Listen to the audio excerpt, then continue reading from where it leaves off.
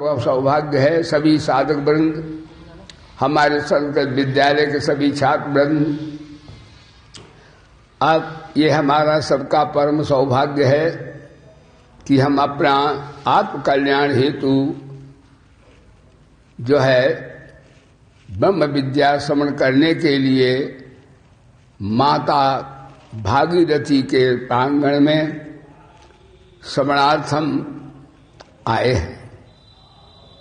भगवान और वेद, गीता सभी सत्संग की बड़ी महिमा का महात्म सुनाते हैं।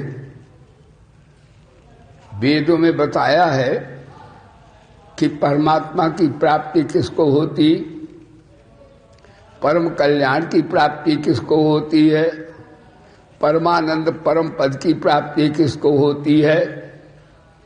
तो वेद भगवान का उपनिषद का ये वचन है, सत्येन लभ्यस्तथा हेष आत्मा सम्यक ज्ञानेन ब्रह्मचर्येण नित्यम अंतः शरीरो ज्योतिर्मयो शुभ्रो यम पश्यन्ति यतया क्षीण दोषा। कहते जो यथार्थ जैसा है उसको वैसा ही मन वचन कर्म के साथ व्यवहार और बर्तन और बोलना चाहिए, इसी को सत्य कहते हैं। तो परमात्मा की प्राप्ति सत्य बोलने वाले को होती है। सम्यक ज्ञानेन, विषमता संसार की है और समता परमात्मा की है। भगवान गीता में कहते हैं, परमात्मा का नाम भगवान एक गीता में रखा है जो बड़ा ही हमारे सबके लिए विवेक का प्रकाश देने वाला है। जिसके जीवन में विषमता है वो संसारी व्यक्ति है, जिसके जीवन में समता है वो परमात्मा का स्वरूप है। परमात्मा किसे कहते तो भगवान कहते निर्दोषम समम ब्रह्म तस्मात् ब्रह्मणि स्थिता। हे अर्जुन, ब्रह्म निर्दोष है, उसमें माया की विकृति नहीं होती और वो सम रहता है, उसमें विषमता नहीं होती। इसलिए परमात्मा में समता है। तो जो साधक अपने जीवन में सर्दी गर्मी मान अपमान जय पराजय में वृत्ति को बिगड़ने नहीं देता, समता में रखता है, वो भी परमात्मा जैसा हो जाता है। बोले धर्म की। इसलिए साधक को अपनी वृत्ति को भी ठीक है, वो नाम जपे, कीर्तन करे, ध्यान करे, योगाभ्यास करे, नाना प्रकार की साधनाएं अनुष्ठान करे, पर वृत्ति को जो समता में ले आवे तो समझो उसके सभी साधन सिद्ध हो गए। और अभी वृत्ति समता में नहीं आई है तो समझिए अभी साधन कोई सिद्ध हुए नहीं है। ये गीता की बड़ी विशेष बात है। गीता समता को बहुत ही महान बताती है। तो ये सत्संग के माध्यम से हम समझ जाते हैं कि वास्तव में कि हमारा जीवन अभी कहाँ पर है, हमारी साधना का मध्य कहाँ पर है, हमारी स्थिति साधना की किस भूमिका में पहुंची है, इसको हम जान सकते हैं। तो परमात्मा सत्य लभसा एक आत्मा सम्यक ज्ञानेन। सम्यक ज्ञान माने सच्चिदानंद स्वरूप परमात्मा है और सच्चिदानंद स्वरूप मैं भी हूं। और वृत्ति को समता में रखता है तो सम्यक ज्ञानेन सत्येन लभसा हेष आत्मा सम्यक ज्ञानेन ब्रह्मचर्येण नित्यम। दुराचारी को चाहे वो कितना बलवान हो, चाहे कितना धनवान हो, चाहे कितना विद्वान हो, रावण से भी अधिक, दुराचारी चरित्रहीन व्यक्ति को कभी भी आत्मा परमात्मा की प्राप्ति नहीं होती। श्रुति संदर्भ में श्रुति का वचन है, नावृतो दुष्चरितात् न शांतो न समाहिता न शांत मानसो व्यापी प्रज्ञानेन व्याप्यात्। ऐसा व्यक्ति है तो कितना बुद्धिमान हो, प्रज्ञा बुद्धि से तात्पर्य है श्रुति का। दुश्चरितात् अप्रज्ञानेन एनम न प्राप्यात्, अशांता प्रज्ञानेन एनम न प्राप्यात्, असमाहिता प्रज्ञानेन एनम न प्राप्यात्। इस आत्मा परमात्मा को क्षणे रुष्टा क्षणे तुष्टा, रुष्टा तुष्टा क्षणे क्षणे, वो भी अस्थिर चित्त वाला भगवत प्राप्ति नहीं कर सकता। तो कहा सत्येन लभता हे आत्मा सम्यक ज्ञानेन और ब्रह्मचर्येण नित्यम अंता शरीरो ज्योतिर्मय शुभ्रो यम पश्यति यतना क्षीण दोषा। ये क्षीण दोष हैं वो प्राप्त करते हैं। और कहा श्रुति दूसरा मंत्र भी सुनाती है। वेदों में बहुत बड़ा ज्ञान है। नास्त वेदात परम शास्त्रम, तो श्रुति का वचन दूसरा भी है। वो कहते हैं महाराज, नायम आत्मा बलहीन लभ्या, अयम आत्मा बलहीन न लभ्या न बहुना श्रुतेन। ये आत्मा बलहीन को प्राप्त नहीं हो। बलहीन का अर्थ नहीं है, बलहीन वही है जिसने परमात्मा का आश्रय नहीं लिया और सब निर्बल है। परमात्मा का आश्रय लेने वाला ही महान और बलवान होता है। ये परमात्मा सबसे बलवान है। बलवान का चिंतन करने से बलवान हो जाता है। तो इस प्रकार नायम आत्मा बलहीन न मेधया, बहुत बुद्धिमान व्यक्ति को भी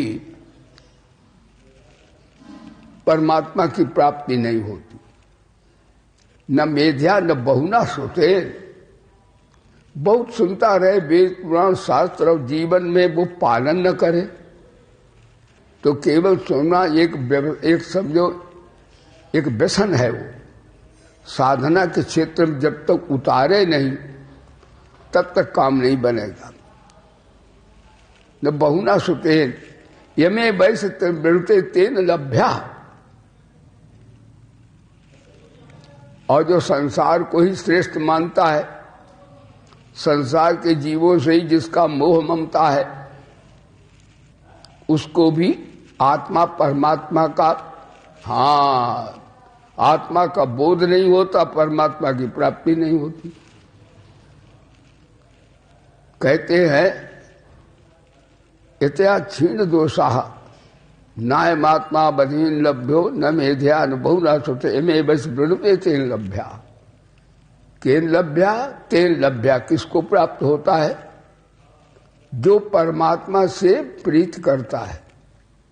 और परमात्मा से प्रीति कौन करता है? जो संसार से मोह नहीं करता, वो परमात्मा से प्रीति करता है। संसार से अधिक मोह करना, संसार के पदार्थों को अपना मानना जब तक रहता है तब तक परमात्मा की ओर वृत्ति जाती ही नहीं है। वो धन का ही चिंतन करेगा, पद का चिंतन करेगा, मान सम्मान का चिंतन करेगा, तो उसको परमात्मा का चिंतन कैसे होगा? इसलिए संसार और शरीर से जब तक संसार शरीर से संबंध विच्छेद नहीं होता तब तक परमात्मा से सच्चा अनुराग नहीं होता। ज्ञान की दृष्टि से तब तक अविद्या की निवृत्ति नहीं होती। कर्मयोग की दृष्टि से तब तक जीने की कला नहीं आती। इसलिए ये निश्चित है कि हमें शांति चाहिए। गीता में आपने अध्ययन किया था, गीता का श्लोक चलता था, उसमें ये व्याख्या हो रही थी कि भाई 5वां अध्याय था। 5वां अध्याय भगवान कहते हैं यही संस्वजा भोगा दुख युने एवते आद्यंत बनता कौंते न ते सुरमते बुधा। ये संस्पर्शजा भोगा। भोगी मनुष्य कभी सुखी नहीं हो सकता और विवेकी व्यक्ति कभी भोगी नहीं हो सकता। इसलिए भगवान बोली जो संस्पर्शजा भोगा है, जो अटैचमेंट आसक्ति से भोग भोगे जाते हैं, वो दुख की जड़ हैं, दुख के हेतु हैं। और ये जो है भोग, इनका क्षणिक सुख तो प्राप्त होता है, लेकिन आदि अंत वाले हैं, स्थायी नहीं होते, क्योंकि ये जड़ता से, संसार से, पदार्थों से, क्रिया से प्राप्त होते हैं। इसलिए भगवान बोले आदंत बनता कौंते। हे कुंत, कुंत कहते भाले की नोक वाला, तेरी मां कुंती बड़ी ही सूक्ष्म बुद्धि वाली है। ऐसे सूक्ष्म बुद्धि वाली मां से तेरा जन्म हुआ है। तो भगवान कुंत कहते भाले की नोक वाली, सूक्ष्म सूक्ष्म दर्शवी, तेषु रमते बुधा, तेषु सर्वेषु भोगेषु। उन सब भोगों में कौन से भोग? जो 5 प्रकार के भोग हैं, शब्द, स्पर्श, रूप, रसगंधा, पंच विषय इंद्रिय संबंधा। ये इंद्रियों से जो संस्पर्श से भोग प्राप्त होते हैं क्षण मात्र के, उनमें बुद्धिमान इसलिए नहीं रमण करता कि ये भोग हैं, एक आग मापाई है, आने जाने वाले हैं, मुझ सच्चिदानंद को इनसे क्या लेना देना है। इसलिए विवेकी पुरुष इन भोगों में असंग हो जाता है। असंगो हेयम पुरुषा, अनासक्त रहता है। तो इस प्रकार से अकिंचन रहता है, अनासक्त रहता है, अप्रयत्न हो जाता है। ऐसा बुधा, बुद्धिमान पुरुष कहा जाता है। इन संसार के जैसे अज्ञानी क्रिया करते हैं, वैसे ही ब्रह्मज्ञानी वैसा ही होता है। क्रिया तो दोनों की एक जैसी होती है। एक संसार की वासनाओं को संलिप्त होकर के अनासक्त भाव से, निर्लिप्त भाव से जो है महाराज, उन भोगों को आता जाता हुआ अनासक्त भाव से भोगता है, तो वो योग बन जाते हैं। उपनिषद में भी आया है, ईशावास इदम सर्वम यत् किं जगत्याम जगत तेन त्यक्तेन भुंजीथा मागधा कस्य सिद्धनम। त्याग पूर्वक भोग भोगने का श्रुति ने आदेश दिया है। तो भगवान बोले उनमें वो रमण नहीं करता है, भोगता तो है। ज्ञानी भी सोता है, ज्ञानी के भी बाल बच्चे होते हैं, ज्ञानी भी हाँ संपत्तिवान होता है, लेकिन उसे तेसु उन सब आगमापाई क्षणभंगुर भोगों में वो रमण नहीं करता, रस नहीं लेता, अटैचमेंट उसका नहीं होता, अनासक्त भाव से रहता है। जैसे जल में कमल का पत्ता रहता है, रहता तो संसार में है, लेकिन संसार से संलिप्त नहीं होता। तो महाराज ये दुख के हेतु संस्पर्शजा भोगा है। तो किसी को शांति दुनिया में मिलती है क्या? तो आज भगवान दूसरा उपदेश सुनाने लगे। बोले गीता माता की जय, हरि ज्ञान चर्चा सुनाती है गीता, हरि ज्ञान चर्चा सुनाती है गीता। अद्वैत बुद्धि भगाती है गीता, द्वैत बुद्धि भगाती है गीता। हरि से सभी को मिलाती है गीता, हरि से सभी को मिलाती है गीता। हरि ज्ञान चर्चा सुनाती है गीता, हरि ज्ञान चर्चा सुनाती है गीता। द्वैत बुद्धि भगाती है गीता, द्वैत बुद्धि भगाती है और हरि से सभी को मिलाती है गीता। तो कहते हैं विवेकी पुरुष उसमें नहीं रमता और जो ये संस्पर्धा भोगा ते भोगा दुख एनया। महाराजा भर्तृहरि नीति शतक में, भैया आप सबने स्वाध्याय किया होगा, संस्कृत साहित्य के अंतर्गत आता है। वो भर्तृहरि नीति शतक में कहते हैं, वो राजा थे और संस्कृत के बड़े विद्वान साहित्यकार हुए। उन्होंने कहा भैया इसलिए हम इनमें नहीं रमते क्योंकि ये भोगा जितने हैं वे दुख की जड़ हैं। लोग सोचते होंगे पैसा, कई लोग कहते हैं पैसा होगा तो गुरु जी आपके यहाँ आएंगे, पैसा जमा कर लेंगे और खूब आराम से भजन करेंगे। हम कहते पैसा होने बिल्कुल भजन नहीं होगा। सुविधा भोगी आदमी कभी भजन नहीं कर सकता। वो सुविधा ऐसा आराम करे भजन करेगा। भजन जो होता सदा ही त्याग से होता है, भोग से नहीं होता है। मैं कई अपने भक्तों को जानता हूं, जब उनके पास धन नहीं था तो मेरे पीछे रहते थे, गुरुदेव की जय, और खूब सुनते थे गीता और कहते वाह वाह वाह वाह। आज उनके पास करोड़ों अरबों रुपए है, अब उन्हें हम टेलीफोन करते वो जवाब नहीं देते। सत्संग में आदत छोड़ो। लोग सोचते होंगे पैसा हो जाएगा, कोठियां बन जाएंगी या बड़ी डिग्री मिल जाएगी या बड़ा सम्मान हो जाएगा तो हमारा काम बन जाएगा। बिल्कुल ये भ्रांति है, कतई नहीं होगा, कभी हो ही नहीं सकता, ऐसा संभव नहीं है। नहीं तो भगवान ये क्यों कहते संस्पर्धा भोगा, भोग सुविधाएं जो है कभी परमात्मा से नहीं मिलने देती।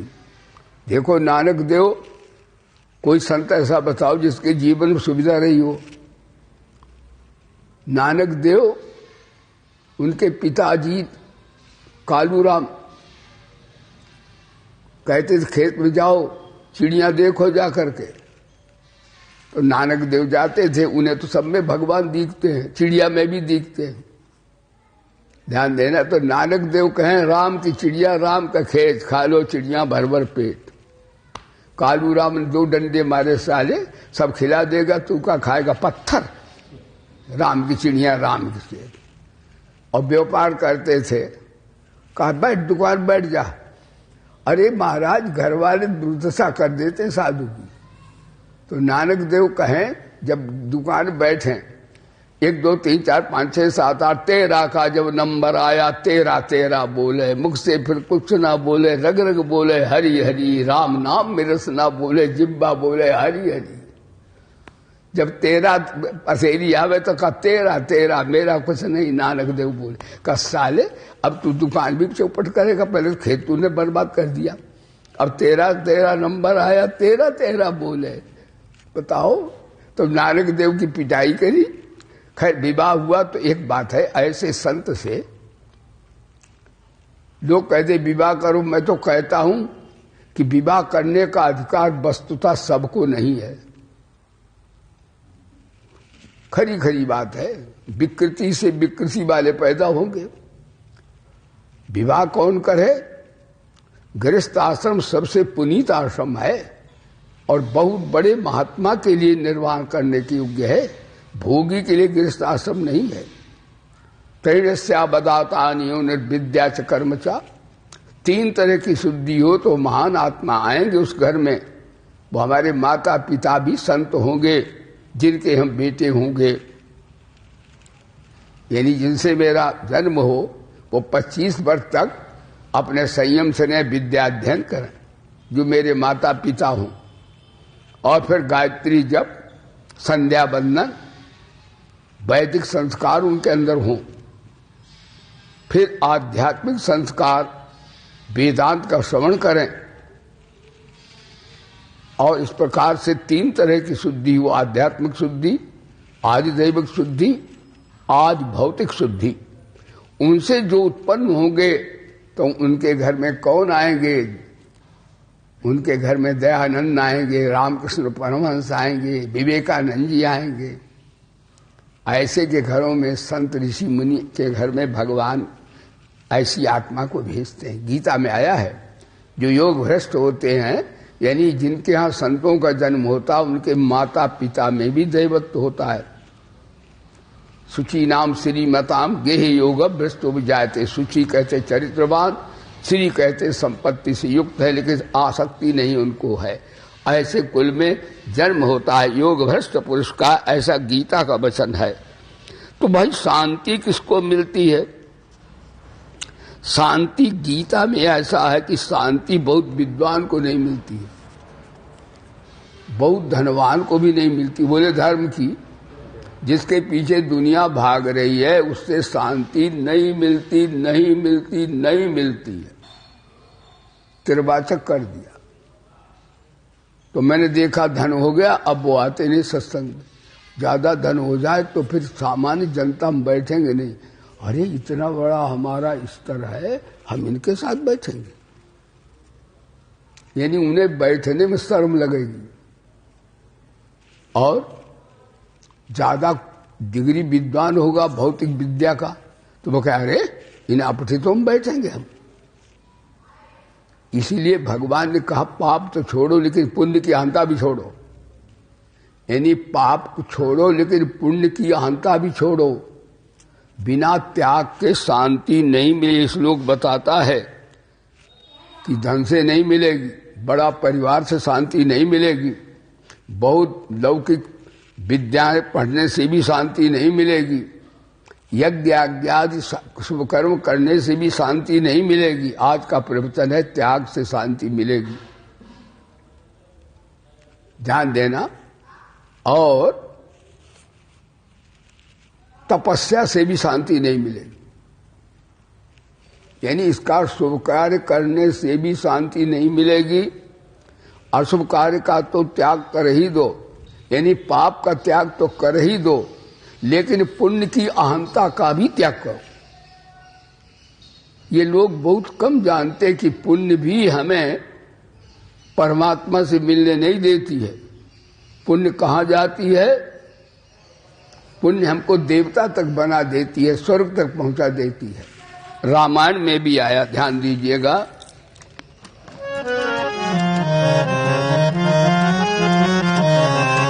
जे सकाम नर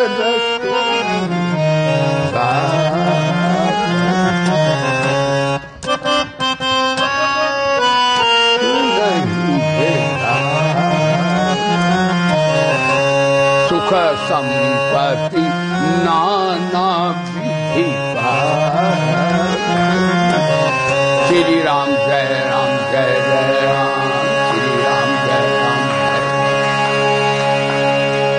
इन सकाम भाव से भजन करने वाला भी भोगी है, क्यों? भगवान सकाम भाव से भजन करेंगे, भगवान कहेंगे अपना मेहनताना ले लो, पुत्र चाहते हो पुत्र ले लो, धन चाहते धन ले लो, विद्या चाहते विद्या ले लो, स्वर्ग चाहते स्वर्ग ले लो, लेकिन मेरी तेरी दोस्ती में खटाई पड़ गई है। बोलो सच्चिदानंद भगवान। भगवान के सुख क्या प्राप्त होते हैं? आज का प्रवचन है त्याग से। क्या कहते हैं? धर्म से विरति योग से, धर्म से विरति योग से, ज्ञान मोक्ष प्रद वेद बताया। श्री राम जय राम जय जय राम, श्री राम जय राम। राम बोलो, श्री राम जय राम जय जय राम, श्री राम जय राम। इसका अर्थ ऐसा न लगाएं कि धन पैदा नहीं करना चाहिए, जमीन जायदाद नहीं करना चाहिए, बाल गोपाल नहीं होने चाहिए।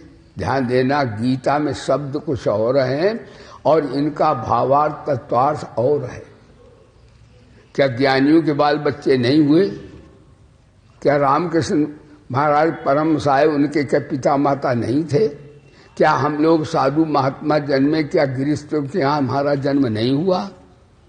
इसका अर्थ ये कदापि नहीं है। भगवान ये कहते हैं कि शुभ कर्म की अहंता छोड़ो, यानी धन मत छोड़ो, धन की अहंता उसकी आसक्ति छोड़ो, ये कह रहे हैं। गीता कहती काम ना छोड़ो, काम ना छोड़ो। प्रेम से बोलो, काम ना छोड़ो। बोलिए, काम ना छोड़ो। निकम्मा गीता को पसंद नहीं। गीता पुरुषार्थ प्रधान ग्रंथ है, युद्ध कराते हैं भगवान। काम ना छोड़ो, कामना छोड़ो। आज का प्रवचन है कामना कहां से पैदा होती? संकल्प से। संकल्प मत करो। आप भजन कीजिए, संकल्प करते हो। यहां पर गायत्री यज्ञ हुआ था भैया, तो ब्राह्मणों ने कहा, आचार्यों ने, महाराज आप गीता गायत्री यज्ञ करा रहे हैं, आप कोई संकल्प करो। क्या किस लिए करा रहे? आश्रम चले, अच्छे साधक बने, कोई शुभ कार्य हो, गौशाला पौशाला की सेवाएं हो, किस लिए आप करा रहे हैं गायत्री जप? हमने किसी के लिए नहीं करा रहे, इसलिए करा रहे हैं कि सारे विश्व के प्राणियों को शांति मिले, आनंद मिले। हम अपने लिए भी नहीं करवा रहे। यानी संकल्प से जो होता है काम पैदा होता है। और इसमें बताया कि शांति किसको मिलती है। ये 5वां अध्याय श्लोक आया है।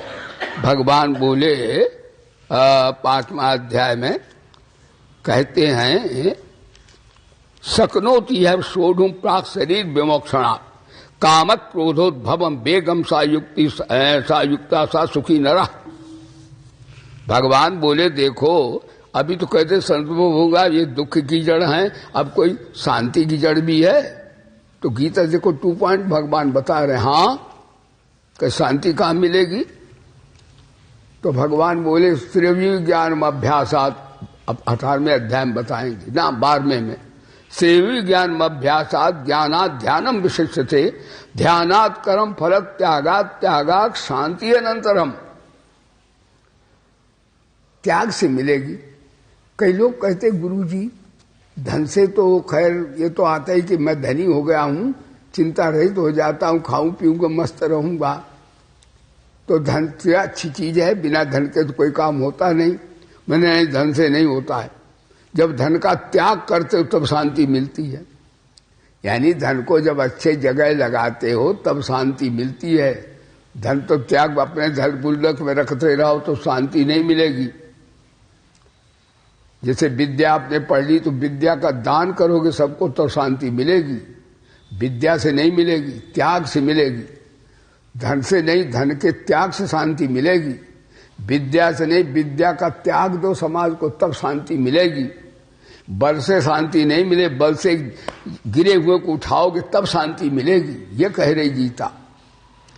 तो इसलिए भगवान बोले शक्नोत एव सोढ़ुम प्राक शरीर विमोक्षणात् कामत क्रोधोद्भवम बेगम सायुक्त सा सुखी नरा। जो साधक इस मनुष्य शरीर में शरीर का नाश होने से पहले ये काम मरने से पहले कर लो, और बाद में कह दो बाद में करेंगे, बाद में होने वाला मर जाओ फिर क्या होगा। इसलिए घड़ी घड़ी दिन दिन पल पल क्षण क्षण बीती रे उमरिया। घड़ी घड़ी दिन दिन पल पल क्षण क्षण बीती रे उमरिया। गीता वाले कब आओगे भक्तों की नगरिया। गीता वाले कब आओगे भक्तों की नगरिया। घड़ी घड़ी दिन दिन पल पल क्षण क्षण बीती रहे। तो भैया भगवान बोले मरने से पहले काम कर लो। तो ये काम ये बताया, कामा क्रोधोद्भवम बेगम सयुक्ता स सुखी न रहा। जो काम क्रोध के वेग को सहन करने में समर्थ है वही व्यक्ति नरा। नरा माने वो वीर है। संस्कृत में एक नरा है, एक जंतवा है। यानी मनुष्य के लिए जंतु भी प्रयोग किया है भगवान गीता में इसी अध्याय में। कौन व्यक्ति जंतु है? उसकी शकल तो मनुष्य जैसी है पर वास्तव में वो जानवर है। कौन व्यक्ति? कहते जो शरीर को संसार को सत्य मानता, विवेक विहीन व्यक्ति नाशवान को सच्चा मानता है, वो मनुष्य नहीं है। अज्ञानना व्रतम तेन मुह्यंति जंतवा, वो जंतु है। अब भैया विचार करो, शरीर संसार को मानने वाले 9,999 हैं, तो जंतु घूम रहे हैं। शकल तो आदमी की है उनकी, ये वास्तव में जंतवा है। इसलिए जब जब ध्यान आवे तो देह को मैं मानना सबसे बड़ा ये पाप है, सब पाप इसके पुत्र हैं, सब पाप का ये बाप है। क्योंकि वेदांत की दृष्टि से देहाभिमान ही अविद्या का जन्मदाता है, अहंता ममता का।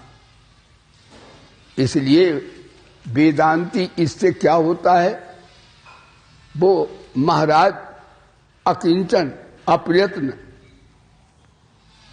हो जाता है, अनासक्त हो जाता है। ध्यान देना। और भक्त होता तो कहता शरीर संसार भगवान का है, तो वो भी हो जाता है। चाहे शरीर संसार भगवान का मान लो, चाहे शरीर संसार नाशवान मान लो, दोनों से फल एक ही मिलेगा। अविद्या की निवृत्ति दोनों से हो जाएगी। यहां पर साधन भेद है, साध्य भेद नहीं है। उपाधि भेद है, उपत में भेद नहीं है। वाच्यार्थ में भेद है, लक्ष्यार्थ में भेद नहीं है। इसलिए भगवान बोले काम क्रोधोद्भवम योगम। अब ये काम कहां से पैदा हो जाता है? गीता में काम को भगवान ने महाराज माया का जर्नल बताया है, सबसे बड़ा। व्याप रहो संसार में माया कथक प्रचंड, सेनापति कामादि भट दम्भ कपट पाखंड। देखो काम इससे सब विकार पैदा हो जाते हैं। गीता के दूसरे अध्याय में आया, अध्याय तो विस्तार पुरुषा संगस्ते शेष जायते, संगा समझाते कामा, कामात क्रोधो भी जायते। और गीता में भगवान ने काम क्रोध को और लोभ को नरक का द्वार कहा है। तो काम से ही क्रोध उत्पन्न होता है। काम के एक अंत पर क्रोध है, यानी काम, कामना मन इच्छा, इच्छा पूरी हो जाए तो लोभ पैदा होगा, बोलो धर्म की। और इच्छा ना पूरी हो तो क्रोध पैदा होगा। तो जो लोभ और क्रोध हैं ये काम के ही रूप हैं, और ये स्थूल हैं, इन्हीं से सूक्ष्म रूप में आएगा, वो पैदा होते हैं राग द्वेष। संसार क्या है? राग द्वेष। किसी से द्वेष है और किसी से राग है, यही संसार है। तभी तो भक्तिमती माता सुमित्रा भक्ति की रूप है। उन्होंने लक्ष्मण से कहा, तुम ठाकुर की सेवा को जाते हो, लेकिन एक बात जानना, तुम भगत बनने जा रहे हो, ठाकुर की सेवा, लेकिन यदि तुम में राग द्वेष आ गया तो भक्ति का नाश हो जाएगा। भक्ति वो व्यक्ति नहीं कर सकता जो राग द्वेष करता है। हाँ जी, क्या माता ने कहा था? राग रोष ईर्षा मद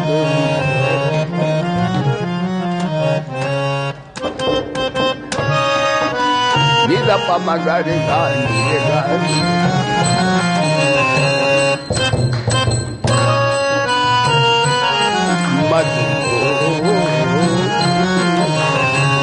जली बिन के सपने हूँ बस। श्री राम जय राम, जय जय राम, श्री राम जय राम, बोलो श्री राम जय राम, जय जय राम, श्री राम।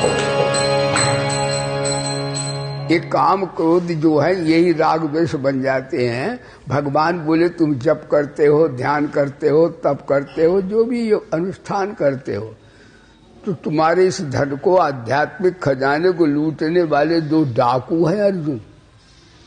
अर्जुन बोले गुरुदेव बताओ वो कैसे हैं डाकू, कितने लंबे चौड़े हैं, कैसे हैं, नीले हैं, पीले हैं, काले हैं, देवता हैं, मनुष्य हैं कि राक्षस हैं, कौन है डाकू?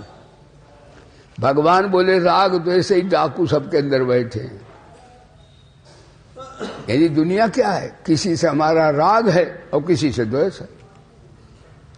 और पंजाबी एक भाई गा रहा था, किसी नाल राग नहीं, किसी नाल द्वेष नहीं, आत्मा आनंद फिर कोई भी क्लेश नहीं। कबीरदास भैया बड़ा ज्ञानी। कबीर बोला, कबीरा खड़ा बाजार में, भैया हम बाजार में है। कबीर बोला सबकी मांगे खैर, ना कहूं सो दोस्ती, ना कहूं सो बैर। इन इसका कामना वाला, इच्छा वाला राग द्वेष से नहीं बच सकता। सकामी आदमी माया के जाल से, जड़ता से, अविद्या से नहीं बच सकता। भले ही कितना धन, आज का प्रवचन धनवान हो, भले ही शिक्षित हो, भले ही महान हो, बलवान हो, गुणवान हो, श्रीमान हो, लेकिन यदि आपके अंदर संसार की वासना, कामना, आसक्ति है तो महाराज नहीं बच सकता, उसे अशांति अवश्य होगी, अधोगति उसे अवश्य होगी। इसलिए भगवान बोले, यहां तो कहा न रमते बुधा, और यहां कह दिया है दुखयोन्या, अब यहां कहते शांति किसे प्राप्त। आज का प्रवचन यानी त्याग से शांति मिलती है। श्रेयो ही ज्ञान अभ्यासात ज्ञानात ध्यानम विशिष्यते, ध्यानात कर्म फल त्यागात त्यागात शांति अनंतरम। शास्त्र ज्ञान से ध्यान श्रेष्ठ है, और ध्यान से संपूर्ण कर्मों के फल का त्याग करना श्रेष्ठ है, और त्याग से तत्काल शांति प्राप्त होती है। और त्याग किसका है? यहां त्याग संसार का नहीं है, वस्तुओं का त्याग नहीं है। त्याग जो बताया भगवान ने निर्ममा निरहंकारा, यानी वेदांत की साधना में भी निर्ममा निरहंकारा आया है, भक्ति की साधना में भी त्याग निर्ममा निरहंकारा आया है, और कर्मयोग की साधना में भी भगवान ने निर्ममा निरहंकारा बताया है। कर्मयोग की साधना में व्याय कामान्या सर्मास पुमाश्च निष्प्रिया निर्ममा निरहंकारा सशांति मत गच्छति। ऐसा ब्राह्मी स्थिति है, ब्रह्म को प्राप्त पुरुष की स्थिति है। और महाराज भक्ति में भी अद्वेष्टा सर्वभूतादाम मैत्राकरण एवचा निर्ममो निरहंकारा सब दुख का सुख सभी आ गया भक्ति में। लेकिन ये सिद्ध पुरुष के लक्षण है, भक्ति गौणी भक्ति नहीं है, सिद्ध भक्तों के लक्षणों में आता है। अच्छा, वेदांत के ज्ञान में भी बताया, वेदांत की साधना में भी निर्ममा निरहंकारा का त्याग बताया। गीता से गीता का अर्थ करो, बड़ा आनंद आएगा। बोली गीता माता की जय। भगवान बोले बुद्ध्या विशुद्ध्या अथर्माध्याय, बुद्ध्या विशुद्धा धृत्यमानम नियम चा शब्दादीन विषास त्यक्तो राघव द्वेषो विदस्यचा विवक्षेति लद्वासी यत वाक्काय मांसा ध्यान योग परोदित्यम वैराग्यम संपादिता अहंकारम बलम दम्भम कामम पवम विमुच निर्मम आ गया, निरंकार जो आगे वहां भी। यानी चाहे आप विचार प्रधान पुरुष हैं, साधक हैं, चाहे आप क्रिया भाव प्रधान हैं, चाहे क्रिया प्रधान साधक हैं, सभी साधकों को गीता संदेश देती है कि जब तक आप मतलब निर्मम निरहंकार नहीं होंगे तब तक परा शांति परमात्मा की प्राप्ति नहीं हो पाएगी। यहाँ पर बताया परम शांति की प्राप्ति किसी को होती? कामक क्रोधोद्भवम वेगम सा सुखी नराह। जो जितना सह लेता है वो उतना ही महात्मा होता है। जो जितना सह लेता है यमीन व्यथनते थे। आप संत हैं, महात्मा हैं, आप कपड़े लाल पहन लें, चाहे दाढ़े रखा लें, लंबी जटाएं कर लें, चाहे खोपड़ी घुटवा दें, गीता उसे गीता में तो लिखा नहीं कहीं घोट यानी खोपड़ी घोटम घोटा कर दें तो महात्मा होता है, या दाढ़ा जटा रखा लें तो महात्मा होता है। ध्यान देना, गीता में कहीं नहीं है। या लाल कपड़े पहन ले तो महात्मा होता, पीले पहन ले तो महात्मा होता। जी ठीक है, जिन अपना गुरु परंपरा से महात्माओं ने बना लिया है, गीता में नहीं है। गीता में किसे बताया है? जो जितना सह लेता है उतना ही वो महापुरुष होता है। यमीन व्यथनते थे पुरुषं पुरुषर्षभ सम दुख सुखम धीरम सोमृतत्वाय कल्पते। यमीन व्यथन, जो व्यथित नहीं होता सर्दी से, गर्मी से, मान से, अपमान से, जय से, पराजय से, वो उतना ही बड़ा महात्मा होता है। अब भगवान बुद्ध भगवान कैसे बने? भगवान बुद्ध वैरागी हो गए, सारे संसार की आसक्ति छोड़कर अपना आत्मा तत्व की खोज के लिए बैठ गए। भगवान बुद्ध को देखा तो ये महाराज जो धर्म के ठेकेदार जिस संत से बड़ा द्वेष करते, क्योंकि इनका तो व्यापार होता भैया, उसको बड़ा वो हो जाता, हिंड्रेंस लगती है, रुकावट आती है। तो उसे बड़े बड़े मठाधीश जो बड़े बड़े प्रचारक थे भारत में, बुद्ध को मारने लगे। बड़ा त्यागी बन के बैठा, बड़ा बलो ये से। बुद्ध भगवान को मारे तो वो और हंसे। उनके खोपड़ी मारा पत्थर तो खोपड़ी फट गई, रक्त प्रवाह होता। तो भी कहे देखो, तो बुद्ध भगवान तो भी हंसते थे। तो उन्होंने कहा देखो बेशरम, ये इसकी खोपड़ी फट गई फिर भी हंस रहा है। लेकिन एक बात है, भगवान तो भगवान है, संत संत हैं, अंत में निरीक्षण हो गया। जो उनमें कुछ बुद्धिमान लोग, विचारक सत्संगी होंगे, उन्होंने कहा नहीं, ये उपनिषद में जो सहता है वो ये तो परमात्मा है या महात्मा है। यमेरी व्यथनते ते पुरुषं पुरुषर सभा, व्यथित नहीं होता। तो जितने बुद्धिमान लोग थे, विचारक थे, वो बुद्ध भगवान के शिष्य बन गए और बुद्ध धर्म सारी दुनिया में छा गया। देखो कितनी बड़ी गीता की बात है ये। तो यहां पर भगवान ने बताया है कि काम क्रोध जो है, एक बात इसमें मुख्य है कि पूर्व में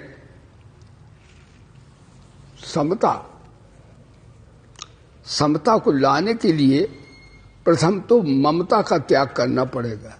यानी जो प्राप्त है उसकी ममता छोड़ो, और ममता प्राप्त में होती, कामना अप्राप्त की होती। कई बार सुना। तो जो काम क्रोध मम है, ये काम जो है ये ममता का बच्चा है। ममता माने मेरा, ममता संसार की होती है, कामना संसार के पदार्थों की होती है। तो पहले ममता छोड़ो, यानी ममता माने मेरा। फिर जब ममता होती है तो प्राप्त की तो ममता हुई, यानी धन में ममता है, माता पिता परिवार ममता है, या विद्या बुद्धि ममता बहुत जगह होती है। अटैचमेंट कह दो, ममता है। और जब ममता है, मेरा है, तो ममता से क्या होगा? जो प्राप्त करना उसकी कामना पैदा हो जाएगी, और कामना से क्या पैदा होगा? क्रोध पैदा हो जाएगा। कामक क्रोधोद्भवम वेगम सयति सुखी नया। तो ये तो साधना के लिए सरल है कि ममता, कामना ममता का बेटा है, तो ममता छोड़ो। ममता होते कभी समता नहीं आएगी। ममता जो है समता की विरोधी है, और समता कहो परमात्मा कहो ये कई बात, क्योंकि भगवान गीता में निर्दोषं समम ब्रह्म कहते हैं। तो लेकिन एक बात, वेदांती अर्थ दूसरा करते हैं। वेदांत के आचार्यगण हैं, वो कहते पहले देह का देहाभिमान छोड़ो, क्योंकि देहाभिमान से ही अविद्या पैदा होती है। अविद्या से अस्मिता अहंकार पैदा होता है, और अहंकार से ये राग द्वेष अभिनिवेश पैदा होते हैं। लेकिन वो मार्ग जो है अहंता प्रभु छोड़ना जरा कठिनाई है। ऐसे अहंता शीघ्र छूट जाएगी। इन नीचे से चलो तो भगवान ममता से चले। प्राप्त की ममता, अप्राप्त की कामना छोड़ो, और अपने में जो आरोप कर लिया है कि मैं अमुक हूं शरीर के, शरीराभिमान फिर छूट जाएगा। देहाभिमान इसे कहते जो कि अविद्या का जनक है। तो भगवान बोले कामक क्रोध में बेगम संयुक्त सासुकी। अब काम की उत्पत्ति कहां से होती है? तो महाभारत में आता है ये संकल्प से होता है काम पैदा। संकल्प भगवान कामस त्यक्त्वा सर्वान शेषता। एक मंक गीता कई बार सुनाया है। एक मंक की महात्मा हुए हैं, महाभारत में आता है। वो बैठे थे तो उन्हें ये काम, यही तो अविद्या का और माया का, राग द्वेष का पिता है। तो महात्मा बोले कामम जानामिते मूलम, हे काम मैं तेरा मूल जानता हूं। तू संकल्प उत्पन्न होता है, मैं संकल्प, हम संकल्प न करिष्यामि, मैं संकल्प ही नहीं करूंगा, तू पैदा ही नहीं होगा। अरे बाप होगा नहीं तो बेटा कहां से आ जाएगा? समाप्त हो जाएगा। इसलिए आज का प्रवचन है भैया, भगवान बोले ना हम वेदई। आज का प्रवचन है त्याग से शांति मिलेगी, भगवत प्राप्ति त्याग से होगी। और त्याग किसका? ममता और अहंता का त्याग। कैसे होगा? आपने श्रवण किया। और भगवान बोले ना हम वेदई, यानी पाप का तो छोड़ो ही, लेकिन पुण्य का अहंकार भी छोड़ो, तब आप जो है गुणातीत हो जाओगे। बोलो सच्चिदानंद भगवान। ये लोग बहुत कम जानते हैं कि स्वीकार करने से भी तो अहंता ममता जीवित रहती है।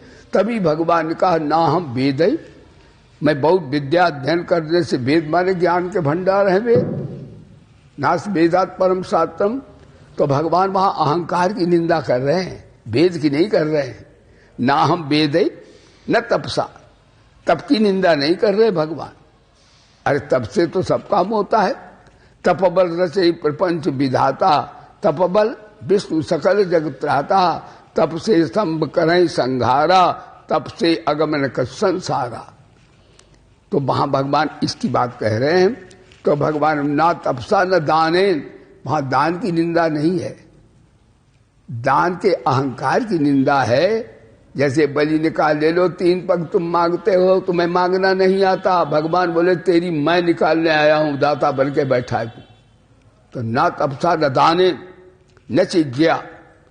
राजा महाराजा बड़े बड़े अश्वमेध यज्ञ करवाते थे, भगवान बोले उससे भी नहीं मिलता हूं। फिर कैसे मिलते हो? तो भगवान यही बताया, अहंता ममता का त्याग जो करता वो मेरा प्रेमी हो जाता है। बोलिए सच्चिदानंद भगवान। जड़ता का त्याग करता है वो या तो आत्मस्वरूप का ज्ञानी होता है या परमात्मा का। जहां काम तहां राम नहीं, तुलसीदास जी कह रहे हैं।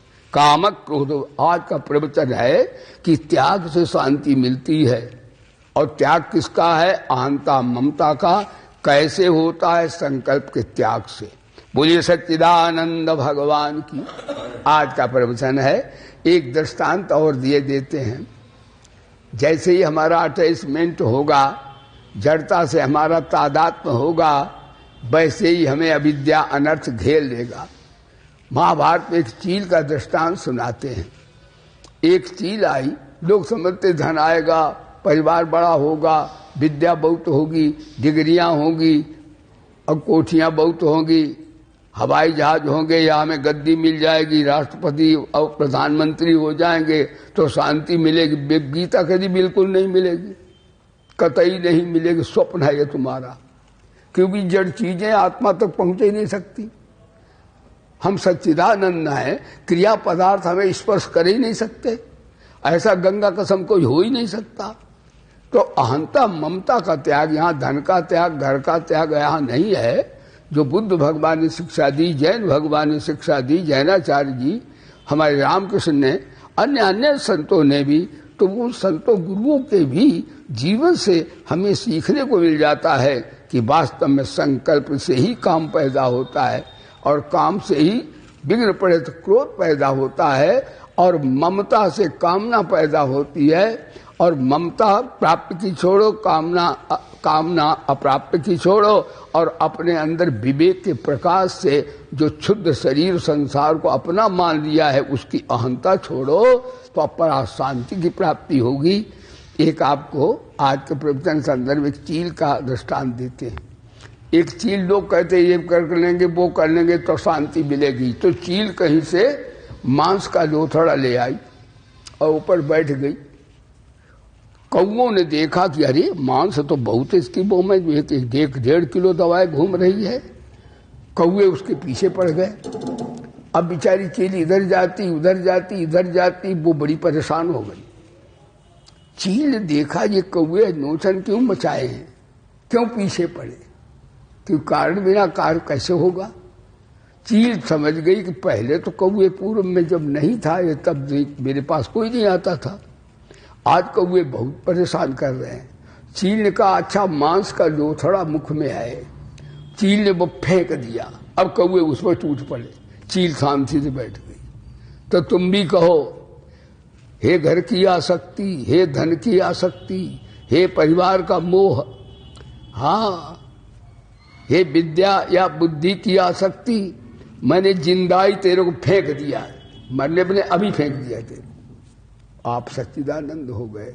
बोले गीता माता की आज का प्रवचन त्याग, त्याग से शांति मिलती है। कामा क्रोधो भगम, उनका त्याग सा सुखी नरा परमानंद में नष्ट हो जाता है।